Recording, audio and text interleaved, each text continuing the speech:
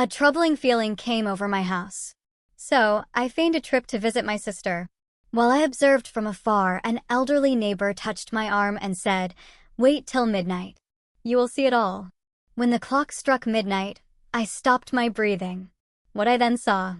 Can you imagine looking at your own home, the place you built with love, and realizing it's become a battlefield? Because that's where I found myself at 64, hiding at my neighbors, watching my own family turn my sanctuary into a den of greed. What I discovered that night didn't just destroy my trust, it showed me just how far the people you love can go when avarice takes control. My name is Eleanor. This house, the one I've lived in for 40 years, it's my sanctuary. It's my history, my entire life built with effort alongside my late husband. Every corner holds our memories. The kitchen where we made Sunday breakfast, the living room where we watched our son Robert grow up, the garden we cultivated with our own hands. When my husband died 7 years ago, Robert insisted on moving in with his wife, Audrey. "So you won't be alone, Mom," he told me. At the time, I thought it was sweet, genuine filial love. How naive I was. The first few months were quiet, almost happy. We ate dinner together, talked, and laughed. Audrey was attentive, even affectionate. She'd help with groceries, cook my favorite pot roast or mashed potatoes. Robert would fix things around the house.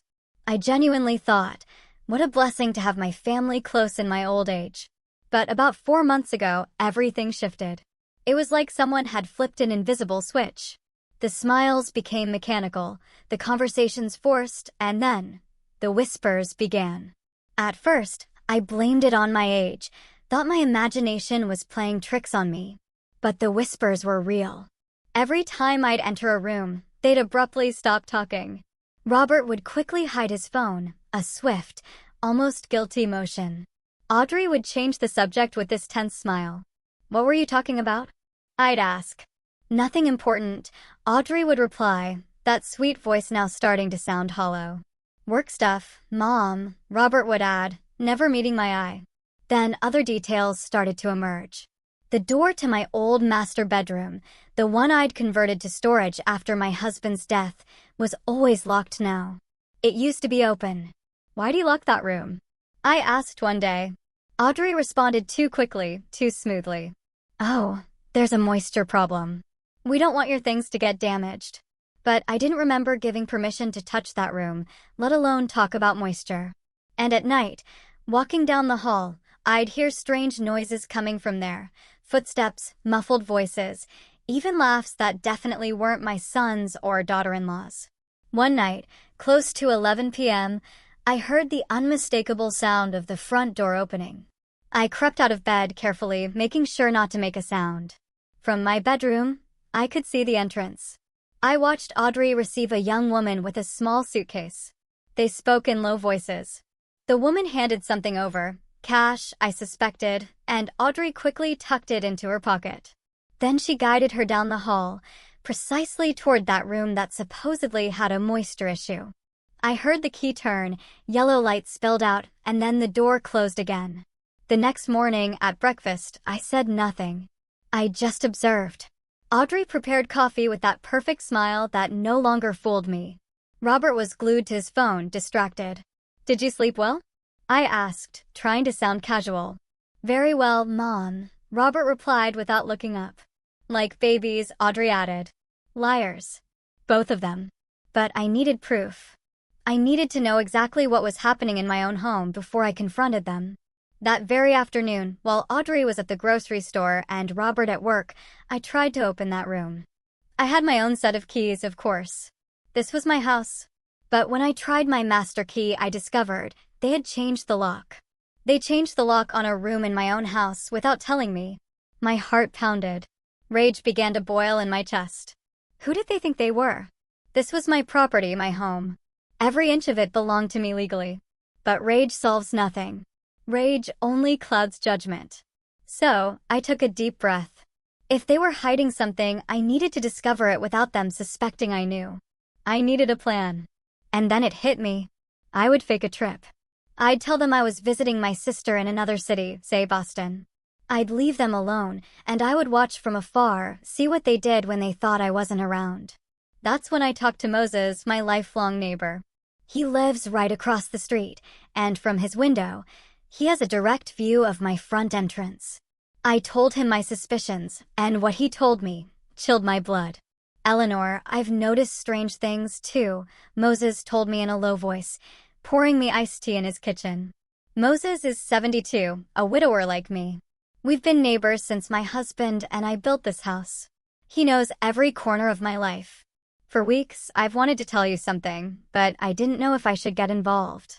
I didn't want to worry you without being sure. His hand trembled slightly as he held the cup.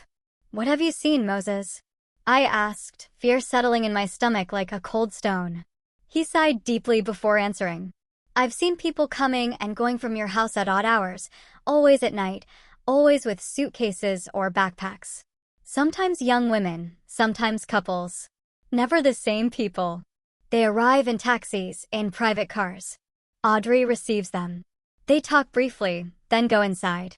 The next day, early morning, they leave.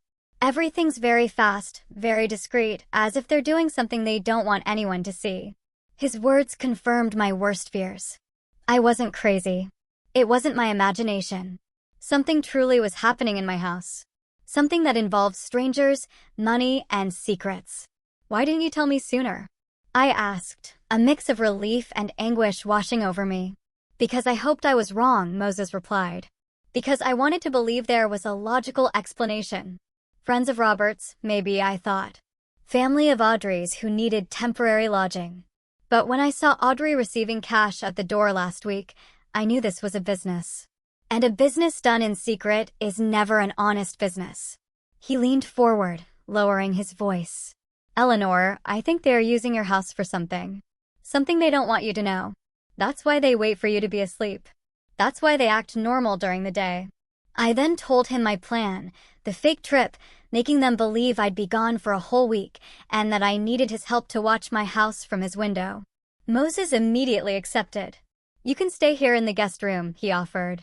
From the upstairs window, you can see your entrance and part of your living room perfectly. We'll see everything they do. I felt immense relief. I wasn't alone. I had an ally, a witness. Someone who could confirm what my eyes saw, so they couldn't later say I was confused or senile. That same night, I returned home and began the performance. During dinner, I casually announced, tomorrow, I'm traveling to visit my sister for a week. I haven't seen her in months, and she's been insisting a lot. The reaction was immediate. Robert looked up from his plate, eyes bright. Audrey stopped chewing for a second, then smiled. A smile that was too wide, too. Enthusiastic. That's great. It'll do you good to get out, to change the scenery, right, Robert? My son nodded vigorously. Yes, Mom. You deserve a break. We'll take care of the house. Don't worry about a thing. Don't worry about a thing. Those words resonated in my head with a sinister echo. The way they said it, with that barely concealed relief, that urgency to see me leave, it only confirmed they were hiding something big. I continued my act. I need you to water the plants in the garden every other day. And please, keep the house tidy. You know I don't like clutter. Audrey nodded with exaggerated enthusiasm. Of course, everything will be perfect when you return. Enjoy your trip. Perfect. They wanted me to leave. They needed me to leave. The next morning, I put on a full show. I took out my old suitcase, the one my husband and I used when we traveled. I filled it with clothes, toiletries, all in their sight. I called my sister loudly on the phone from the living room so they'd hear. Yes, sis. I'm heading out there now. I'll get there before lunch. My sister, of course, knew about the plan. I'd told her everything. She was worried, too, and supported me completely. Robert insisted on driving me to the bus station. That's not necessary, son. I can take a cab. But he insisted. He wanted to make sure I was really leaving. At the terminal, he walked me to the platform. He hugged me and said, "Have a good trip, Mom. Call us when you arrive so we know you're okay." I looked him in the eyes, those eyes I'd known since he was a baby, and searched for any trace of guilt, of remorse. But I only saw impatience. He wanted me to get on that bus. He wanted to see me leave. "I'll call you, son," I told him, and entered the terminal. But I didn't get on any bus. I waited 20 minutes, enough time for Robert to leave. Then I walked out another door, took a cab, and gave the driver Moses' address. When I arrived at my neighbor's house, he had everything prepared. He showed me the guest room on the second floor. From the window, my house was fully visible. The front entrance, the small front yard, part of the living room through the curtains. Now all we have to do is wait, Moses said, and observe. I sat by the window with a knot in my stomach. My own house, the place where I'd been happy for decades, now felt like enemy territory. A place I needed to spy on from afar to discover what the people I had loved and protected were doing. The first few hours were normal. Audrey went out to the grocery store around 10 a.m. Robert left for work as always. The house was alone, silent.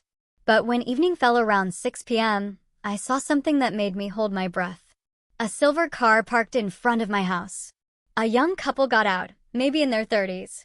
They were carrying a large suitcase and 2 backpacks. Audrey opened the door before they could even ring the doorbell, as if expecting them. She greeted them with smiles. They spoke briefly. The man took out his wallet and handed cash to Audrey. She quickly counted it and invited them in. I felt the floor disappear beneath my feet. I had just seen my daughter-in-law receive money from strangers and let them into my house as if it were a hotel. Moses was standing next to me, watching the same scene, his face tense. "Did you see that?" I asked him, my voice trembling, needing confirmation that my eyes weren't deceiving me. "I saw it, Eleanor." "I saw everything," he replied grimly. "These aren't just suspicions anymore. It's real. They're using your house to rent rooms without you knowing. Renting rooms in my house. The house I built with my late husband, with years of work and sacrifice. The house where I raised my son. The house full of sacred memories. And they were turning it into a clandestine business behind my back." The rage I felt at that moment was like liquid fire running through my veins. I wanted to cross the street, knock on the door, and confront them in front of those strangers. But Moses put his hand on my shoulder firmly.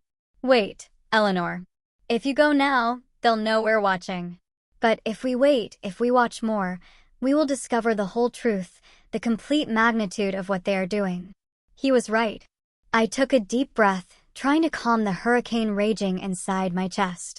I sat down again by the window, my hands clenched in my lap. Over the next hour, I saw lights turning on in different rooms of my house, the living room, the kitchen, and then I saw light coming from that room. My old master bedroom, the one that supposedly had a moisture problem, the one they kept locked up. Now I understood why. There was no moisture. There were guests. Strange people sleeping in the space where my husband and I had shared 35 years of marriage. Unknown people using the bed where he died in my arms. Unknown people walking on the floor where I had cried over his death for months. Tears began to roll down my cheeks without permission. They weren't tears of sadness. They were tears of fury, of betrayal, of a pain so deep that I felt like I would break. How could they? I whispered to myself. How could my own son do this to me? Moses didn't say anything. He just sat beside me in silence, respecting my pain. Outside, the night continued to fall, and my house, my home, was transforming into something unrecognizable before my eyes. Around 9 p.m. that night, Robert arrived from work. I saw him park his car, enter the house with his briefcase, as if it were a normal day, as if he wasn't participating in a monumental betrayal against his own mother. 20 minutes later, another couple arrived, younger this time, maybe 25 years old. Audrey received them with the same routine, cash, smiles, doors opening. They entered, carrying their suitcases as if they were arriving at any roadside motel. I counted mentally. There were already 2 couples inside my house. For strangers occupying my spaces, breathing my air, touching my things. How long do you think they've been doing this? I asked Moses. He thought for a moment. From what I've observed, I'd say at least 3 months, maybe 4. It started little by little. At first, it was 1 person every week, then 2. Now, I see movement almost every day. 3 or 4 months. All this time, while I lived under the same roof, they were operating this secret business. Every time I went to sleep early, Every time I went out to run errands, every time I visited a friend, they took advantage to receive more people, to make more money with my property. I calculated mentally, if each couple paid, say, $50 per night and they had 2 or 3 couples every night, they were making between $100 and $150 daily. In 1 month, that added up to over $3,000. In 4 months, over $12,000. $12,000 earned illegally, using my house, my electricity, my water, my gas, without paying me a single cent, without even having the decency to ask me if they could do it. They stole from me. My own son and daughter-in-law were stealing from me in the most vile and calculated way. The night deepened. Around 11 p.m., the lights in my house began to turn off one by one. First the living room, then the kitchen. The bedrooms remained lit for a little longer, and then they too went dark. Everything fell silent. I remained sitting by the window, unable to move, unable to fully process the dimension of what I had discovered. Moses brought me a blanket and hot tea. You should rest, Eleanor. Tomorrow, there will be more to see. But I couldn't rest. I couldn't close my eyes, knowing that strangers were sleeping in my house. I stayed there all night watching. And my vigil was rewarded. At 6 a.m., the door to my house opened. The young couple who had arrived first came out with their suitcases. A taxi was waiting for them. They left quickly, discreetly, like ghosts disappearing with the light of day. Half an hour later, the second couple did the same. By 7 a.m., all the guests were gone. Audrey went out to the front yard with a trash bag, left it in the container, and went back inside. Everything returned to normal, as if nothing had happened, as if my house hadn't been violated all night long. Robert left the house at 8, ready for work. He wore his gray suit, carried his briefcase, walked with that straight posture I had taught him since he was a child. He looked like a respectable, hardworking, honest man. But I knew the truth now. I knew that behind that facade of a responsible son, he hid a man capable of betraying his own mother for money. A man who could look me in the eye during breakfast after having filled my house with strangers all night. During the day, I watched Audrey moving around the house. I saw her changing sheets, cleaning rooms, preparing everything for the next guests. She worked efficiently, with practice. This wasn't something new for her. She had an established routine. Every move was calculated, professional. She was the brains of this operation. I was sure Robert may have agreed, maybe he collaborated, but Audrey was the one running everything. I could see it in the way she managed the business, in how she organized every detail. When evening fell on the second day, more guests arrived. This time it was 3 people, 2 men and a woman. They seemed to be friends traveling together. Audrey received them the same way as the previous ones. Cash in hand, professional smiles, doors opening. And I kept watching from Moses's window, mentally documenting every movement, every transaction, every betrayal. Moses had suggested taking pictures, but I didn't want digital evidence yet.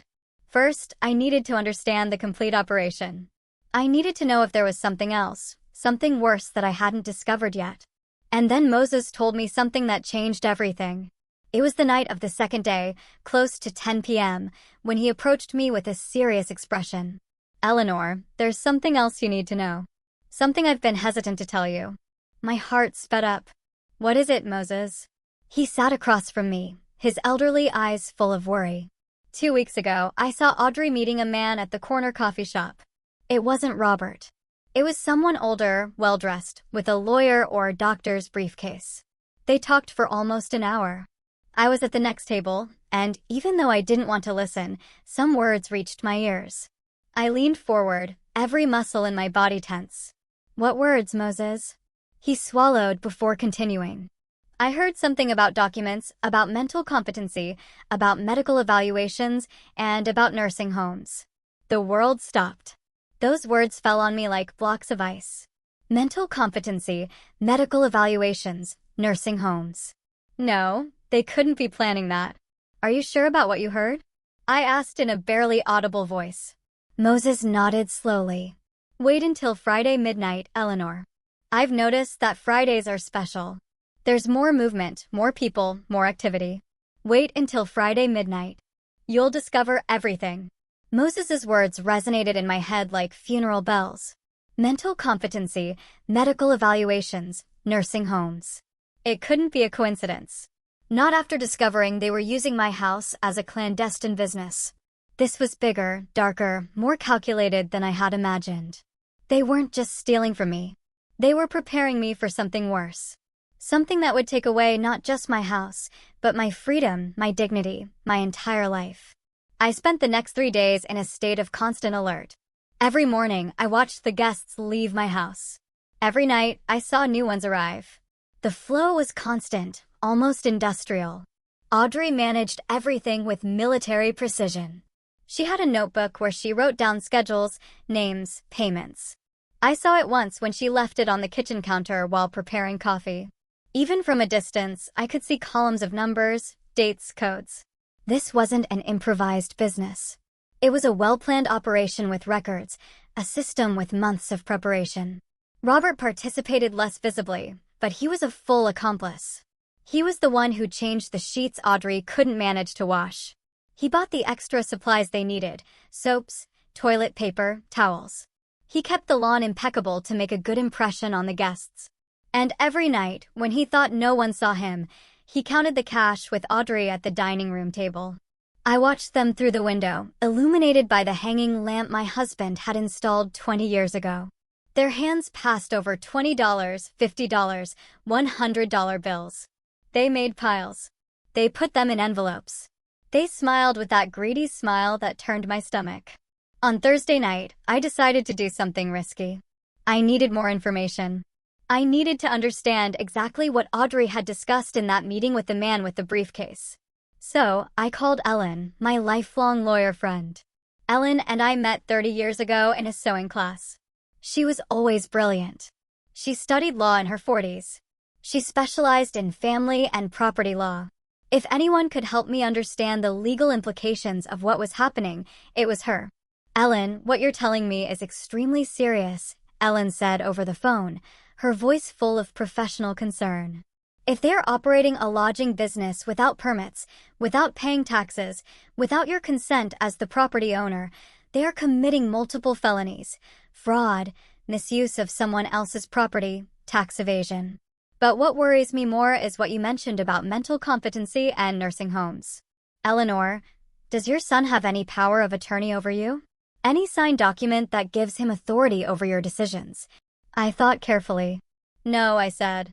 "I never signed anything like that. All my documents are in my safe deposit box at the bank." Ellen sighed with relief. "That's good. Very good. But listen to me carefully. The process is complex and requires real medical evaluations, psychological tests, court appearances before a judge. They can't simply declare you incompetent just because. But if they have a corrupt doctor willing to falsify evaluations, if they have an unscrupulous lawyer who knows the legal loopholes, they could try it. And if they succeed, Eleanor, they can commit you to a nursing home against your will and take your house legally." Terror seized me. "What can I do, Ellen?" She thought for a moment. "First, you need solid evidence of everything they are doing: photos, videos, testimonies. Second, you need to protect your legal documents. Make sure they can't access anything. Third, as soon as you have enough evidence, we file a formal complaint. I'll take care of the entire legal process. But Eleanor, you must be very careful. If they suspect you know anything, they could accelerate their plans. They could try something drastic." Her words chilled my blood. "Something like, what?" Ellen paused for a second. "Like drugging you so you appear confused in front of a doctor. Like creating situations where you seem unstable, like fabricating evidence that you can't take care of yourself. I've seen cases like this, Eleanor, and they are more common than people think." I hung up the phone with trembling hands. Now I understood the magnitude of the danger. I wasn't just being stolen from. I was being prepared for a fate worse than death. Losing my autonomy, my home, my identity, being declared incompetent, being locked up in a nursing home while my son and daughter-in-law kept everything I had built. And all under the guise of legality, with documents signed by doctors and lawyers, with a judge who would never know the truth. Friday arrived, the day Moses had marked as special. From early on, I noticed a difference in the atmosphere. Audrey was more active than usual. She cleaned the entire house, changed sheets in all the rooms, bought fresh flowers, and put them in vases all over the living room. It was as if she were preparing for something important. Robert arrived home from work earlier than other days. By 6 p.m., he was already home helping Audrey with the final preparations. At 7 p.m., the parade began. It wasn't one or two couples like the previous days. They were groups. The first to arrive were 4 people, 2 young couples who seemed to be on vacation. They wore cameras around their necks and were speaking English. Audrey received them with an impeccable professional smile. She showed them the rooms. She took the payment. 30 minutes later, another group arrived, 3 middle-aged women with large suitcases. Then an older couple, maybe in their 60s. Then 2 single men who seemed to be on a business trip. I counted mentally. There were 11 people inside my house. 11 strangers occupying every available corner. The living room had become a common area. I watched through the windows as the guests mingled, talked, some preparing food in my kitchen. Audrey and Robert acted like hotel hosts, smiling, offering extra towels, recommending tourist spots. My house had transformed into a completely functional hostel. And I, the legal owner, was hidden, watching from the neighbor's house like a refugee in my own neighborhood. "I've never seen so many," Moses murmured next to me. "This is different. It's like a special night." He was right. Friday was the busiest day, probably because tourists arrived to spend the weekend. Audrey and Robert took full advantage. I calculated quickly. If each person paid $30 per night, they were earning over $300 just tonight. In a full weekend, almost $1,000. And they did this every week. The hours passed slowly. I watched the guests eat dinner, talk. Some went out to walk around the neighborhood and returned. At 10 p.m., the lights began to turn off gradually. The guests retired to their rooms. Audrey and Robert cleaned the kitchen and the living room. Then they, too, went to sleep. The house fell silent. But Moses had told me to wait until midnight. That at midnight, I would discover everything. So I waited. Every nerve in my body tense, my heart beating so loudly I could hear it in my ears. Moses's wall clock marked the passing of time with a constant, almost hypnotic tick-tock. 11:30, 11:40, 11:50, every minute felt like an eternity. Moses had fallen asleep on the couch, exhausted after days of vigil with me. But I was completely awake, my eyes fixed on my house, waiting for that something Moses had seen before. That something that would reveal the whole truth. And then, when the clock struck midnight, my breath stopped. The side door of my house, the one that leads to the backyard and that we almost never use, opened slowly. A figure came out. It was Audrey. But she wasn't alone. Behind her came out a man I didn't know. A tall man, about 50 years old, dressed in dark clothing. He was carrying a briefcase in his hand. The same type of briefcase Moses had described when he saw Audrey at the coffee shop. My heart started racing. What was happening? Why was Audrey meeting this man at midnight? Why were they leaving through the back door like thieves? They walked toward the back of the yard, where the old shed my husband used as a workshop is. Audrey took out a key, opened the padlock, and both entered the shed. A light turned on inside. Through the shed's small window, I could see shadows moving. They were talking. They were gesturing. Audrey took something out of her purse. Papers, maybe. The man checked them with a small flashlight. Then he took something out of his briefcase. More papers. A thick folder. Audrey took them, reviewed them page by page. She nodded her head. They seemed to be reaching some kind of agreement. The meeting lasted almost 20 minutes. Finally, the man put everything back in his briefcase. Audrey turned off the shed light. They came out, but instead of returning to the house, they walked toward the back fence. There's a small door there that leads to the back alley. Audrey opened it. The man left through there and disappeared into the darkness. Audrey closed the door, secured the padlock, and returned to the house through the side door. Everything had lasted less than half an hour. Silent, secret, invisible to anyone who wasn't specifically watching. I woke Moses up urgently. I saw him. I saw everything. Audrey met a man at midnight in the shed. Moses got up immediately, still half asleep, but alert. "The man with the briefcase?" he asked. "Yes, it has to be the same one." They reviewed papers, documents. "They are planning something, Moses. Something big." My neighbor rubbed his eyes and looked at his watch. "It's late or early, depending on how you look at it. It's 12:30. But now we know that there's someone else involved. Someone who works in the dark in secret. This is worse than we thought." I couldn't sleep the rest of the night. I stayed sitting by the window, watching my house as if it were an enemy building. At dawn on Saturday, the guests began to leave. Some left early, others stayed to enjoy the full weekend. Audrey prepared breakfast for those who remained, acting like the perfect hostess. Coffee, toast, fruit, everything served with smiles and kindness. No one would have imagined that hours earlier she had been in a clandestine night meeting with a stranger. Robert left the house around 9 a.m. I saw him get into his car and drive away. Audrey stayed alone with the remaining guests. This was my opportunity. I needed to get into that shed. I needed to see if they had left anything. Any clue about what they were planning. I told Moses my plan. He tried to dissuade me. "It's too risky, Eleanor, if Audrey sees you," but I was determined. "I have the key to the back fence. I can enter through the alley without anyone seeing me. Audrey is busy with the guests in the front of the house. She won't see me." Moses finally agreed, but insisted on accompanying me to the alley to keep watch. We left his house through the back door.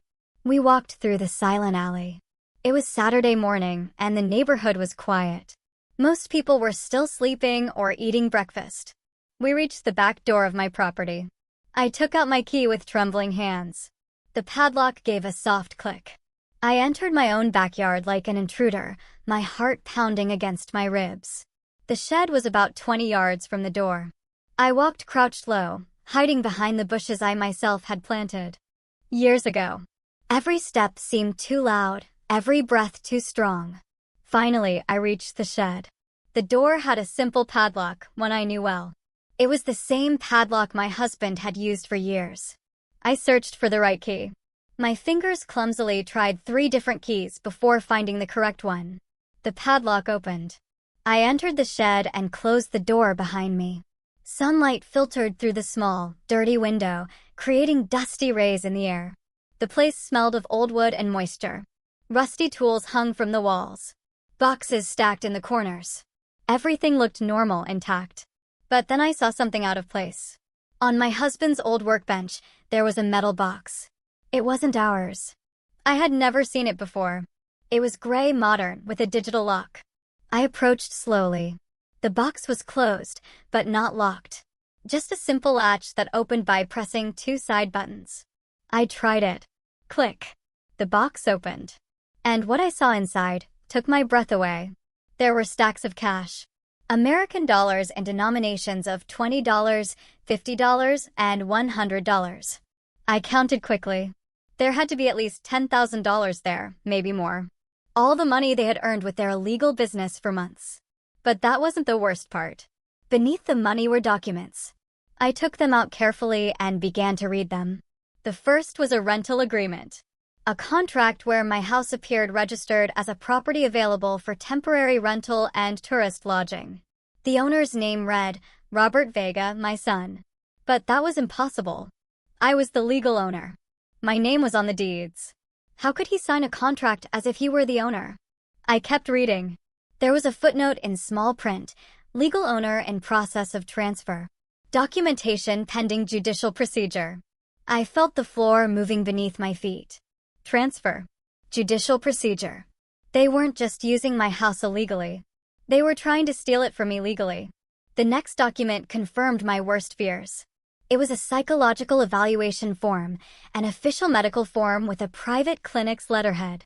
And there, in the patient section, was my full name, Eleanor Cristina Vega de Herrera. The evaluation date was scheduled for 2 weeks in the future.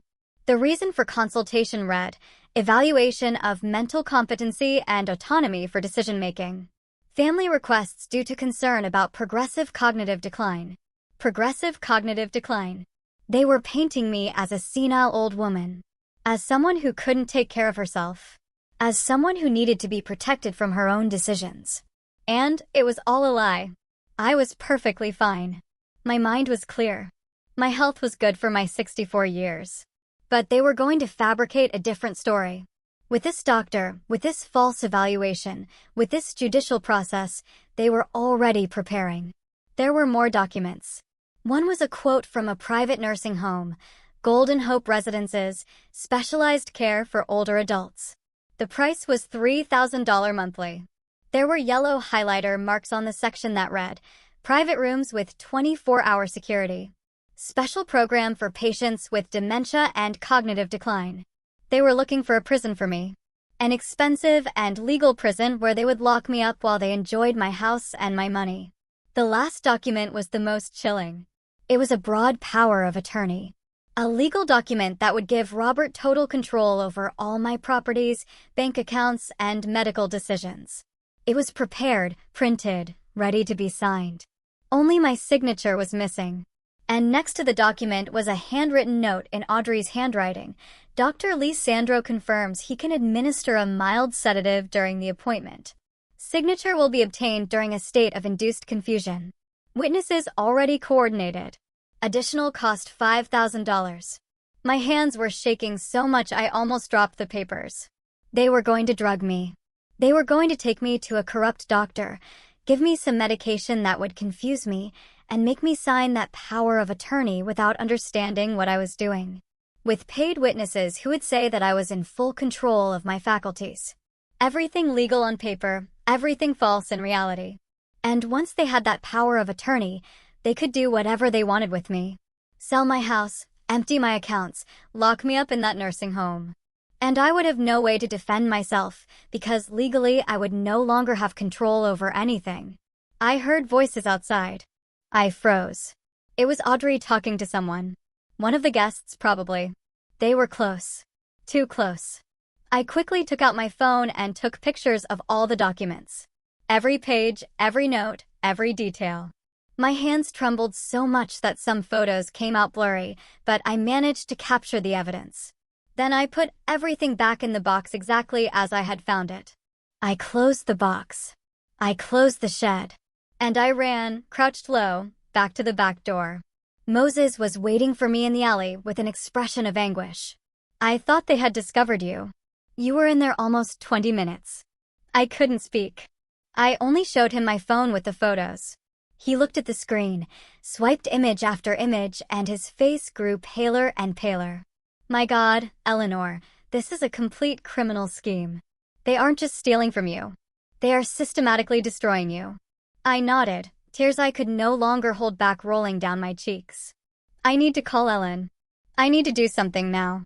I can't wait any longer. We returned to Moses's house. With trembling hands, I dialed my lawyer friend's number. It was early Saturday, but Ellen answered on the third ring. Eleanor, what happened? I told her everything, the photos, the documents, the complete plan. Ellen remained silent for a long moment after I finished.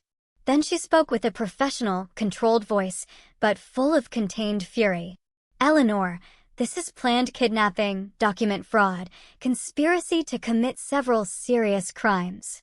With the evidence you have, we can stop them, but you need to act fast. If that medical appointment is in 2 weeks, it means they are going to accelerate everything soon. What should I do? I asked. Ellen took a deep breath. First, don't return to that house yet. Stay where you are safe. Second, tomorrow, Sunday, I need you to come to my office. We will bring in a trusted notary. We will make legal documents to protect your assets immediately. Third, on Monday, we will file a formal complaint with all this evidence. And fourth, she paused, fourth, we are going to set a trap for them. A trap. I repeated Ellen's words, not fully understanding. My mind was still processing everything I had discovered in the shed. The false documents, the plan to drug me, the nursing home already quoted. Everything was too much, too dark, too calculated. Yes, Eleanor. A trap, Ellen confirmed firmly. They think you don't know anything. They think you are still traveling, trusting, naive. That is your advantage. You have evidence that they don't know you possess now. We are going to use it strategically to ensure they face full legal consequences. We don't just want to stop them. We want them to pay for every part of their criminal plan. On Sunday morning, Moses drove me in his car to Ellen's office. She was waiting for me with another man, the notary she had mentioned. His name was Henry. He was about 50, with a serious but kind face. "Mrs. Vega, I am very sorry for what you are going through," he told me, shaking my hand. "But I want you to know that we are going to protect your assets completely. When we finish today, your son will not be able to touch a single cent of your estate without facing immediate criminal charges." Over the next 3 hours, I signed documents. Many documents. Ellen explained them one by one with patience. This is a revocable power of attorney. It cancels any power that might exist in Robert's name, existing or future.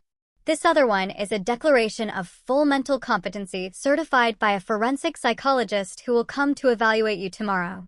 This is a new will that replaces any previous version and specifies that Robert is excluded as an heir due to fraudulent actions. And this last one is a preventative protection order that we will file with the judge on Monday. Each signature I put on those papers made me feel stronger, more in control. I was no longer the confused victim spying from the neighbor's window. Now I was a woman taking definitive legal action against those who tried to destroy me. "And the trap?" I asked when we finished with the documents. Ellen smiled. It wasn't a cheerful smile. It was the smile of a strategist preparing the final move in a game of chess. "The trap requires your acting, Eleanor. You need to go home." My heart leapt. "Go home now?" Ellen shook her head. "Not today. Tomorrow night, you will return as if nothing had happened, as if you had really been traveling all week. You will arrive tired, happy to be home, without the slightest suspicion of what you have discovered. And for the next few days, you will act completely normal. Meanwhile, we will be working behind the scenes." Henry leaned forward and added, "We will also contact the municipal authorities. A housing inspector will make a surprise visit to your house. If they find an illegal lodging operation, they can shut down the business immediately and apply severe fines." "But there's more," Ellen continued. "I've been investigating Dr. Lisandro, the doctor mentioned in those notes. He has a questionable history. He has already been investigated twice by the medical board for unethical practices. With your complaint and the photographic evidence, we can initiate a formal investigation against him, too. If they discover he was willing to drug patients to obtain fraudulent signatures, he will lose his medical license and face criminal charges." The magnitude of the plan began to take shape in my mind. It wasn't just about stopping Robert and Audrey. It was about dismantling the entire network they had built. The corrupt doctor, the false witnesses, the illegal lodging business, everything. "How long will all this take?" I asked. Ellen looked at Henry before answering. "The inspector can go this week, probably Wednesday or Thursday. The investigation of the doctor will take longer, but with your formal complaint on Monday, the process will begin immediately. And as for Robert and Audrey," she made a dramatic pause, "the final confrontation will be when they least expect it, when they believe everything is going according to their plan." I spent the rest of Sunday at Moses's house, mentally rehearsing how I would act when I returned. I had to be convincing. I couldn't show anger, suspicion, or fear. I had to be the trusting mother returning happily from visiting her sister. The naive mother-in-law who knows nothing about what is happening in her own house. It was ironic. They had been acting in front of me for months. Now it was my turn to act in front of them. On Monday night, with a suitcase in hand and my heart beating like a drum, I walked toward my house. Moses had driven me to the corner, but I walked the rest of the way so it would look like I arrived by taxi. I rang the doorbell. I heard hurried footsteps inside. The door opened. Robert was there with a surprised expression. "Mom? We weren't expecting you until tomorrow." I smiled with the warmth a mother reserves for her son, although inside my heart was breaking. I decided to come back a day early. I missed my house. Audrey appeared behind Robert. Her smile was perfect. Too perfect. "Welcome back. How was the trip?" I entered my house feeling like I was entering enemy territory. Everything looked normal, clean, tidy. No trace of the 11 guests who had occupied these spaces just 2 nights ago.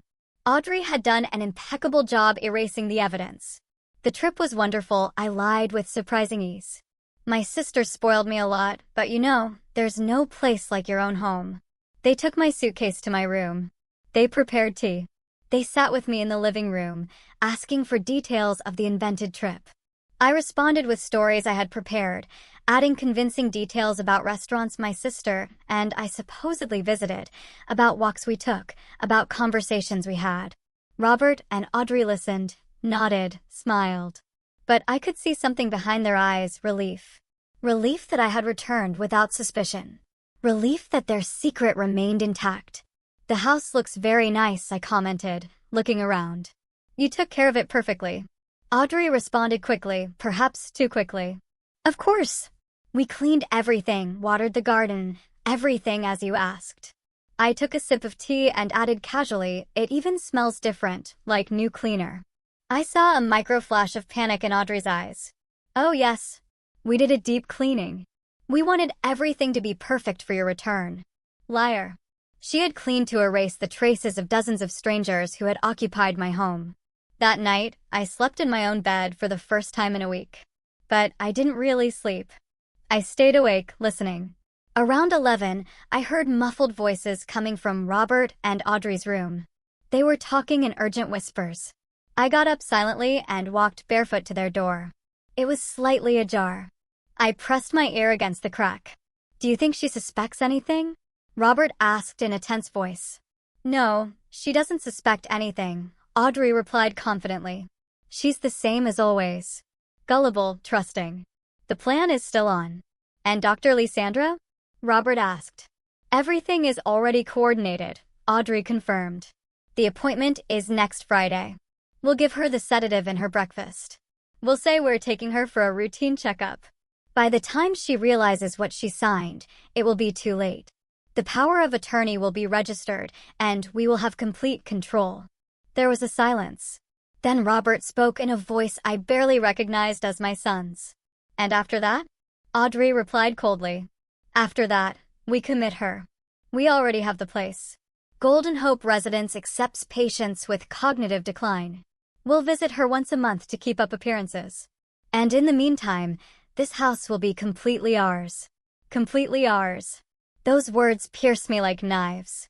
I returned to my room in silence, with silent tears rolling down my face. But they weren't tears of defeat. They were tears of pure rage and steel determination. They had sealed their fate. I had just heard the complete confession.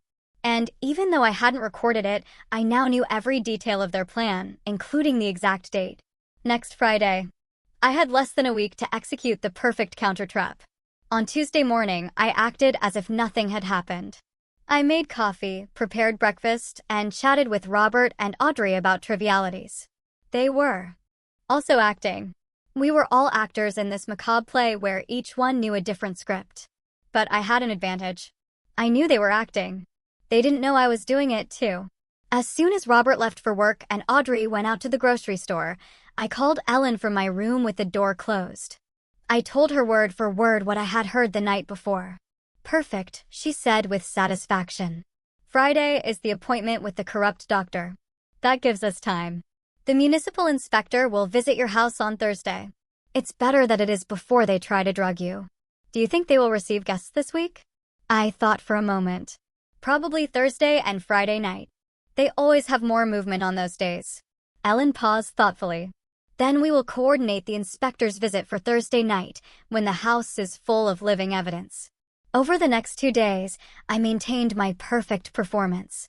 I acted like the sweet, trusting grandmother.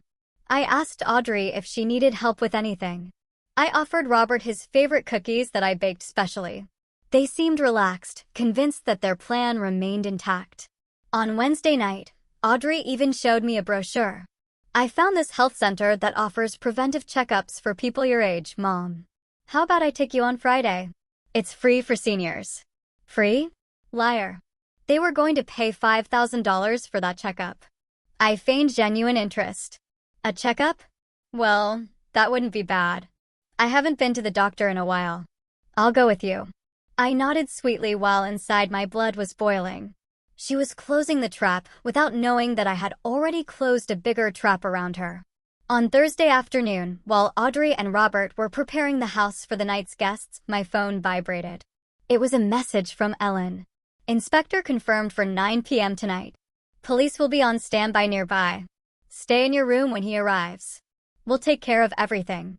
My heart started beating faster. Tonight, their world would begin to crumble. As expected, the guests began to arrive around 7 p.m.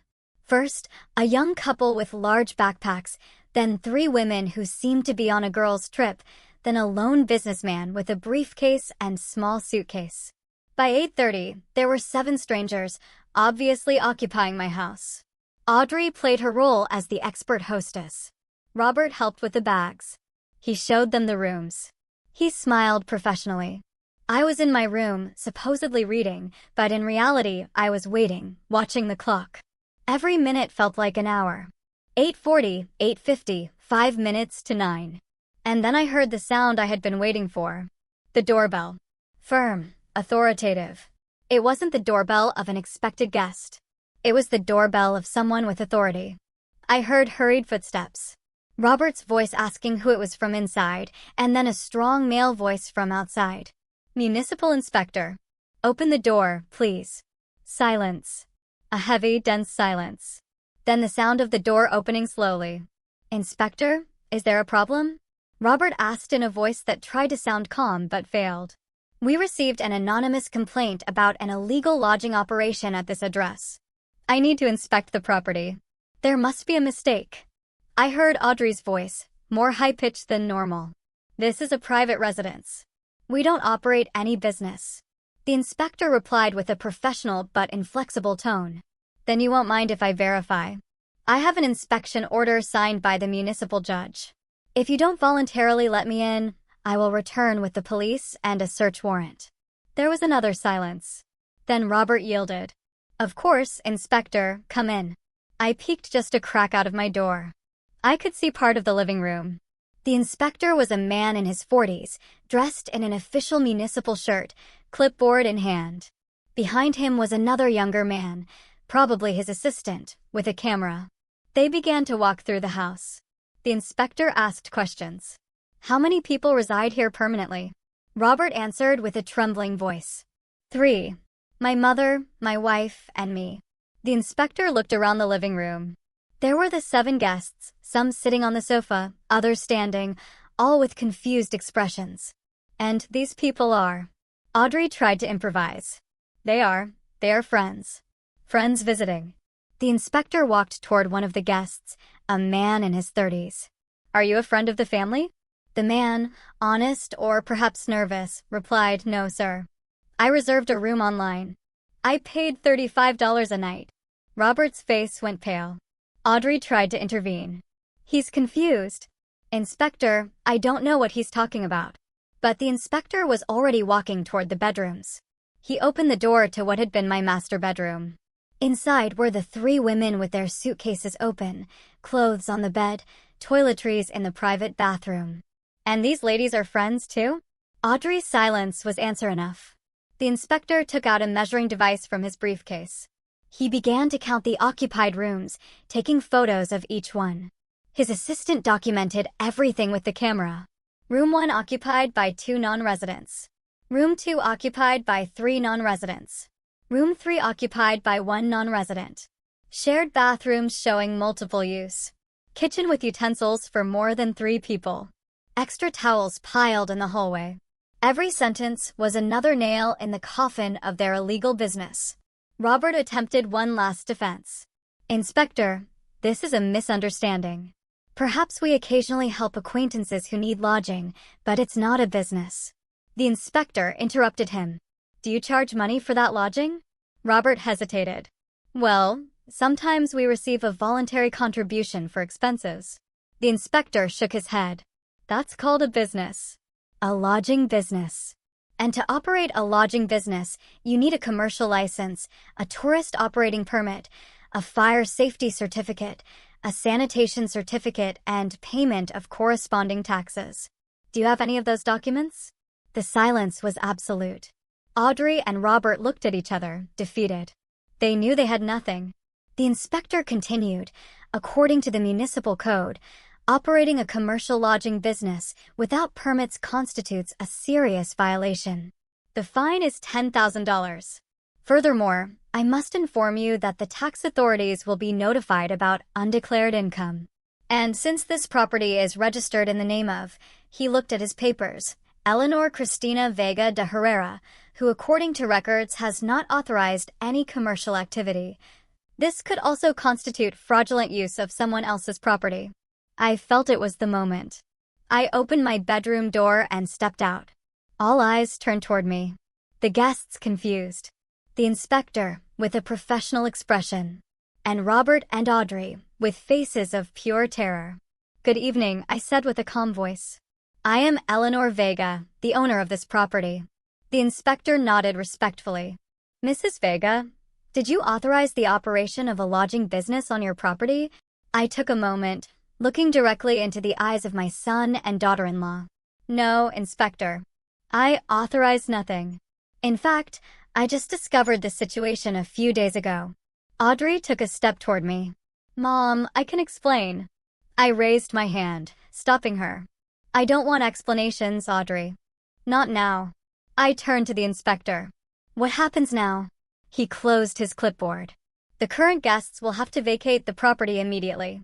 We will give them 30 minutes to gather their belongings. Your son and daughter-in-law will receive the official fine notification and will have to appear before the municipal judge next week. I have also notified the police.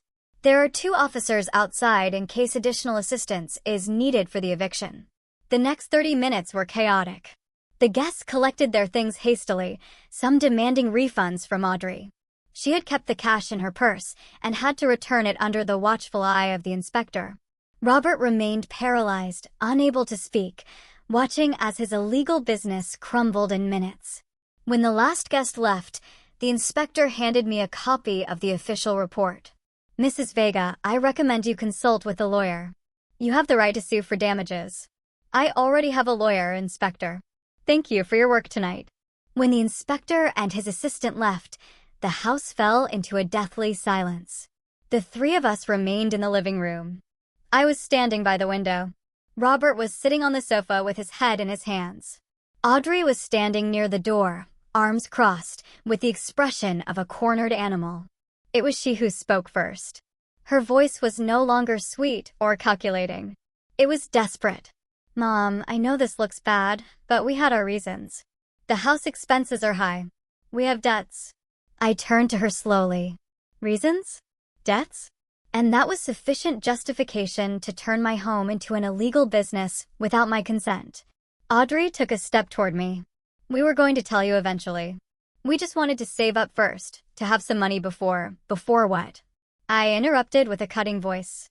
"Before drugging me and making me sign a fraudulent power of attorney?" The silence that followed was deafening. Audrey turned pale. Robert raised his head abruptly, his eyes full of shock.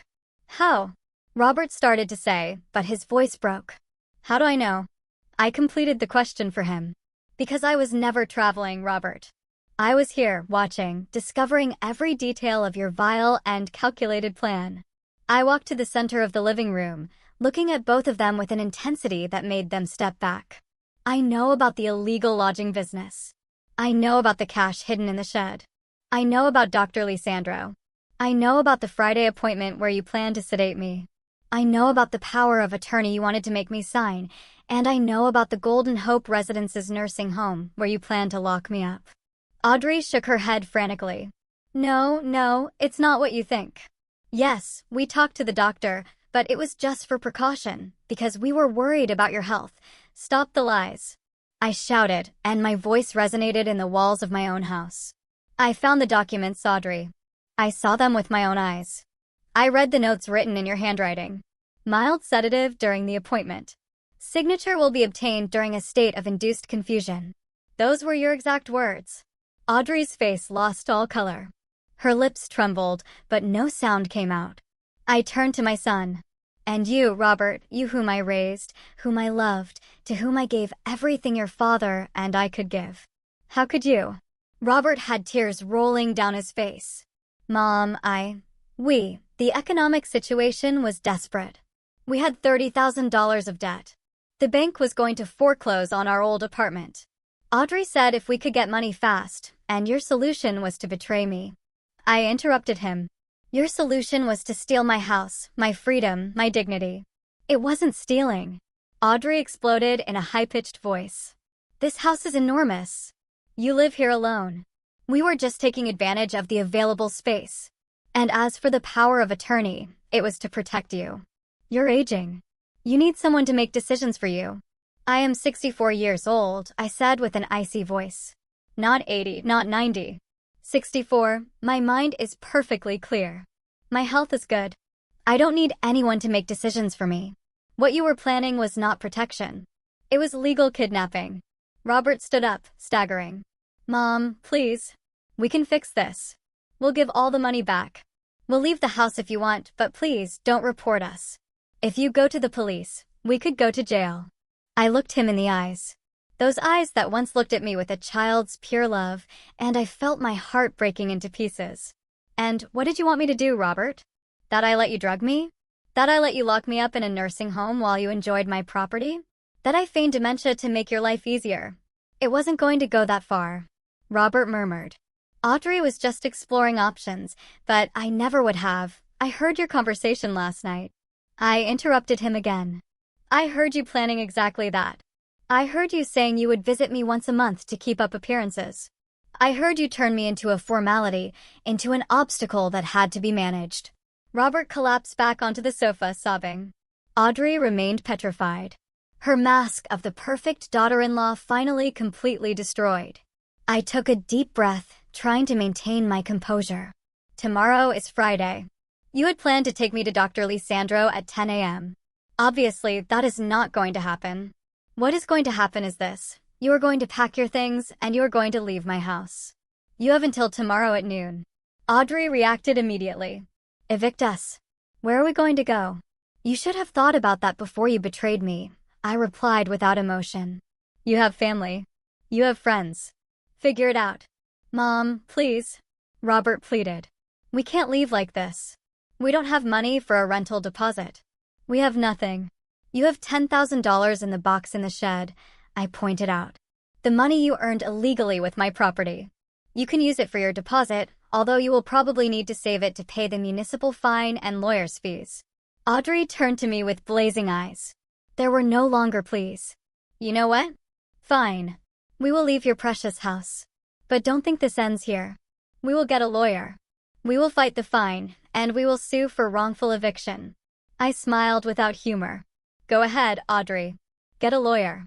But I warn you that my lawyer is very good, and she has photographic evidence of every fraudulent document, every criminal plan, every detail of your illegal operation.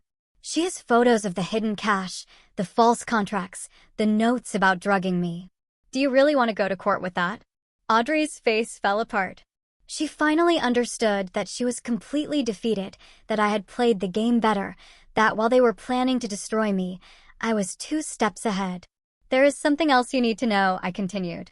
My lawyer has already filed documents revoking any power of attorney that might exist in my name. She filed a declaration of full mental competency certified by a forensic psychologist, and she filed a new will where Robert is specifically excluded as an heir due to his fraudulent actions. Robert raised his head abruptly. You disinherited me? His voice was a mixture of shock and pain. What did you expect? I replied with a tired voice. That I would reward you for trying to destroy me? The rest of the night was tense and silent. Robert and Audrey locked themselves in their room. I sat in the living room, exhausted but relieved. Around midnight, I heard sounds of suitcases being dragged. They were packing. Reality had finally penetrated their heads. The next morning, Friday, I woke up early. I made coffee just for myself. I sat by the window, watching the sunrise over the garden that my husband and I had cultivated together. At 9 a.m., Robert and Audrey came down with 4 large suitcases. They didn't look at me. They loaded everything into their car in silence. Robert returned one last time.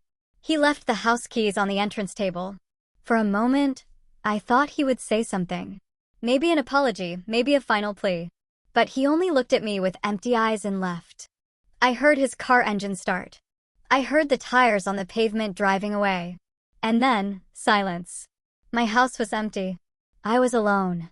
I remained seated in the living room for a long time after they left. The house felt different, bigger, quieter, but also more mine than ever. I walked through every room slowly, reclaiming every space that had been violated by strangers. I opened the windows to let in fresh air. I stripped the sheets from all the beds that had been used by the guests. I would take them to be washed, but I honestly considered burning them. Some memories don't deserve to be preserved. Around noon, Moses knocked on my door. He brought a hot turkey chili he had prepared. "I thought you might not be up for cooking today," he said with that kindness that only true friends possess. We sat down to eat together in my kitchen. I told him everything that had happened the night before: the inspector's arrival, the confrontation, the expulsion of Robert and Audrey. Moses listened in silence, nodding occasionally. When I finished, he placed his wrinkled hand on mine. "You did the right thing, Eleanor." "The painful thing." "But the right thing. Why does it feel so awful then?" I asked with a broken voice. "Because it was your son," Moses replied with the wisdom of his 72 years. "Because a mother's love doesn't simply go out just because the son betrays. It hurts precisely because you loved. If you didn't love, it wouldn't hurt."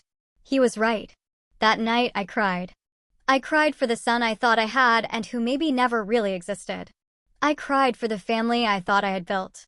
I cried for the betrayal, for the greed that had corrupted my own blood. But I also cried out of relief, because I had survived, because I had won, because I was still the owner of my life, my mind, and my home. The following Monday, Ellen called me with news. "Eleanor, the complaint against Dr. Lisandro has been accepted. The medical board initiated a formal investigation. I also contacted the district attorney with all the evidence of conspiracy to commit fraud. They are considering filing criminal charges against Audrey and Robert." I felt a knot in my stomach. Criminal charges. Jail. Ellen paused. "It's possible. Planned fraud, conspiracy to deprive an elder of their freedom, falsification of documents. The charges are serious. But Eleanor, you have the final say. If you don't want to proceed with the criminal case, we can limit ourselves to the civil one." I thought for a long time. Part of me wanted them to pay completely for what they tried to do to me. But another part, that part that was still a mother, couldn't bear the thought of my son in jail. "Ellen, proceed with everything related to Dr. Lisandro. That man deserves to lose his license. But with Robert and Audrey, give me time to think." Ellen understood. "You have a month before the window to file criminal charges closes. Think about it carefully." 2 weeks later, I received a letter.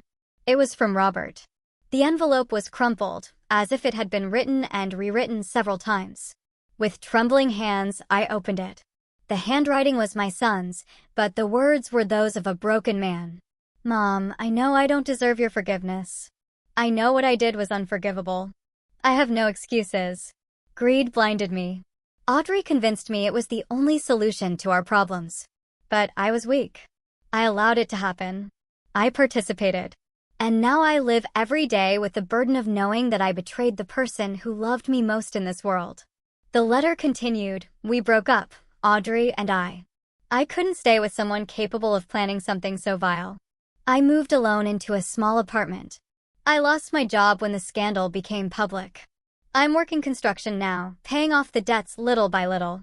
I'm not writing to ask for forgiveness. I don't deserve it. I just wanted you to know that I'm sorry. That if I could go back in time, I would change everything. That the memory of what I did to you haunts me every night." The letter ended simply, "I loved you. I love you and I regret having lost you. Your son, who no longer deserves to be called that. Robert." I cried as I read those words. Part of me wanted to tear up the letter and forget. But another part, that maternal part Moses had mentioned, felt my son's pain. It didn't justify his actions. It would never justify them. But it was real pain. Real repentance. Or at least I wanted to believe it was. I put the letter in a drawer. I wasn't ready to answer. Maybe I never would be, but I couldn't throw it away either. A month later, I had to make the decision about the criminal charges. I sat down with Ellen in her office. If I proceed with the charges, what would happen? I asked. She was honest with me. Probably 2 to 5 years in jail for both of them. Audrey more time because she was the main architect of the plan. Robert perhaps less if he cooperates. They would have permanent criminal records, difficulty finding work in the future. Basically, their lives would be marked forever. I took a deep breath. And if I don't proceed? Ellen leaned forward.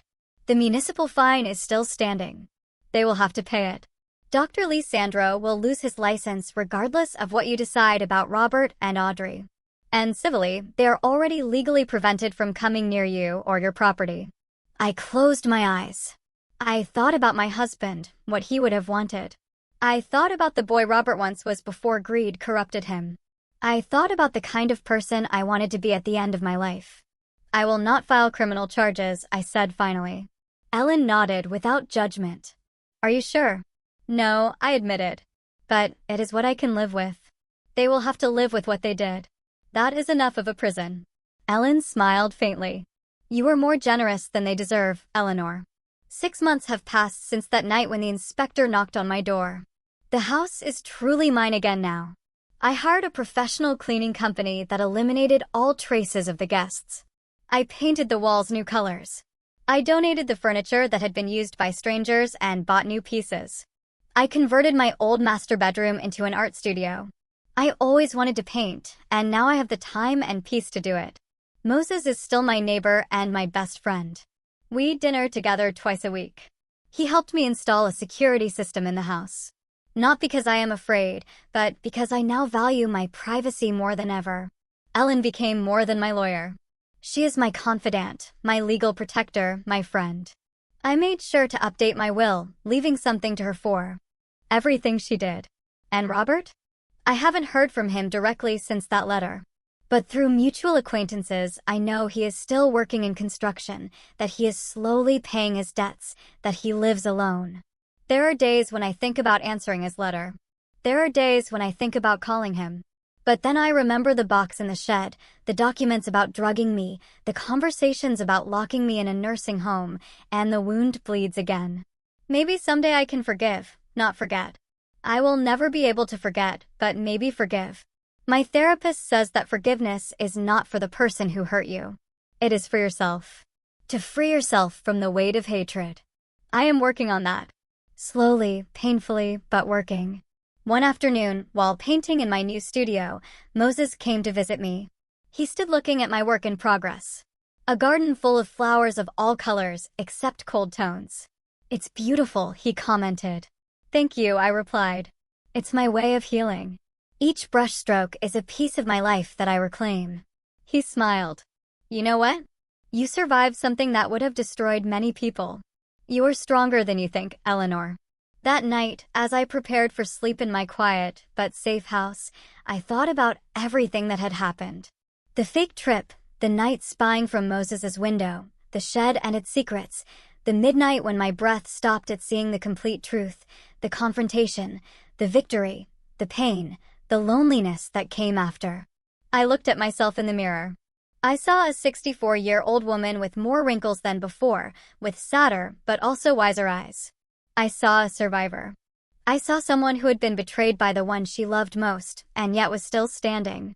I realized that night that love can be the perfect disguise for a trap. I whispered to my reflection.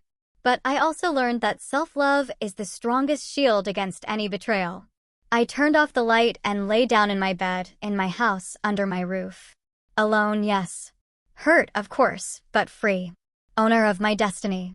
And that, after everything I had lived through, was enough. Tell me, what would you have done if your own family tried to steal everything from you? I truly want to hear your thoughts.